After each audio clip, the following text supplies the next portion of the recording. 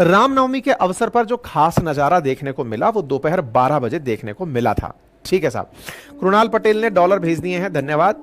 ये नजारा कुछ इस प्रकार से था, यदि आप देखें तो यहां पर भगवान राम के ललाट पर जैसे ही तिलक पहुंचा तो झालर मंजीरे बजने शुरू हुए और भगवान राम के जन्मदिन को बहुत ही आस्था के साथ पूरे देश में इसे लाइव प्रस्तुत किया गया। हालांकि दूरदर्शन ने इसे बिल्कुल लाइव तरीके से सबके लिए प्रस्तुत किया था, लेकिन बहुत सी तस्वीरें तमाम प्रकार के सोशल मीडिया हैंडल्स पर भी निकल कर आई।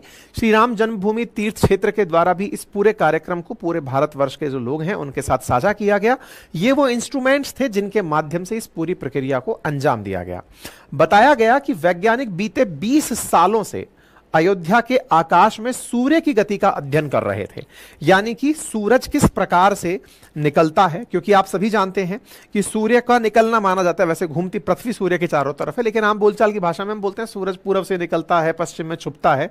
अगर हम ज्योग्राफी हटा करके बात करें तो उस तरह से समझिए कि सूर्य किधर से निकलता है और किधर छुपता है, ये तो हम नोटिस करते ही हैं। लेकिन अगर आप ऋतुओं को देखें तो सूर्य का अलाइनमेंट बदलता चला जाता है। सर्दी में सूर्य दूसरी तरफ सरकता चला जाता है, हल्का हल्का टिल्ट दूसरी तरफ हो जाता है। हालांकि ज्योग्राफिकली राइट आंसर यह है कि पृथ्वी मूव हो जाती है ना।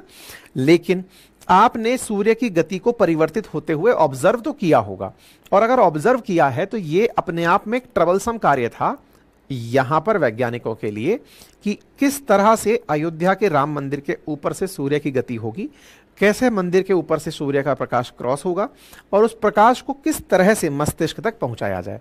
हालांकि यदि आप में से कोई भी साथी इस प्रक्रिया को समझना चाहे तो यह बहुत आसानी से आम बोलचाल की भाषा में समझ में आने लायक है। कैसे? बचपन में अगर आपने कभी अपने घड़ी के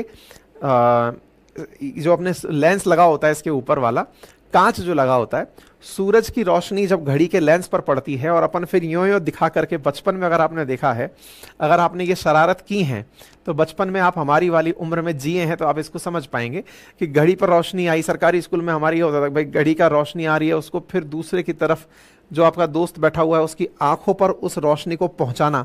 बस अपन यूं बैठे हुए हैं और इसको हिला हिला करके उसकी आंखों पर पहुंचाने का काम होता था। यहां पर यह काम थोड़ा और विस्तृत रूप से कर दिया गया। मान लीजिए कि आपके द्वारा लेंस का उपयोग करके बहुत दूर तक रोशनी भेजी गई हो।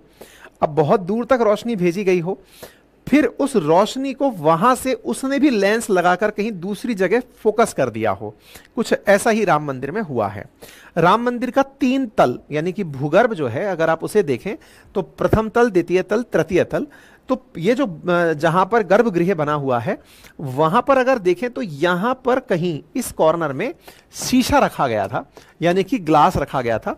फिर उस ग्लास के ऊपर सूरज की रोशनी आई, सूरज की रोशनी को यहां से नीचे तक पार कराया गया और फिर वहां पर भी किसी लेंस पर डाल करके उसे फोकस करके भगवान सूर्य के ऊपर सूर्य तिलक के रूप में पहुंचाया गया। ठीक है ना।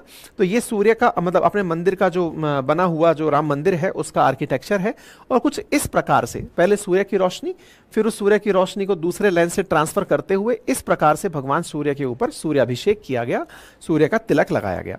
इस कार्यक्रम को कराने के लिए 2 इंस्टीट्यूट्स, जिसमें इंडियन इंस्टीट्यूट ऑफ एस्ट्रोफिजिक्स जो कि बेंगलुरु में है और साथ में Indian Institute of Technology Roorkee, इन दोनों ने मिलकर के इस कार्य को अंजाम दिया था। इंडियन इंस्टीट्यूट ऑफ एस्ट्रोफिजिक्स जो है वो लगातार इस कार्य को कर रहा था, और मतलब इन्होंने प्रॉपर तरीके से कौन सा लेंस सबसे सही रहेगा, कौन सा लेंस 3 मंजिल तक प्रकाश की बीम को ट्रांसफर करेगा, सूर्य की रोशनी जैसे ही आई फिर उसे टिल्ट करके सीधा लेंसेस के थ्रू होते हुए जमीन तक पहुंचाना और फिर वहां से भगवान राम के बिल्कुल मस्तिष्क पर उसे केंद्रित करना। इस प्रकार से इस प्रक्रिया की पालना की गई थी। ठीक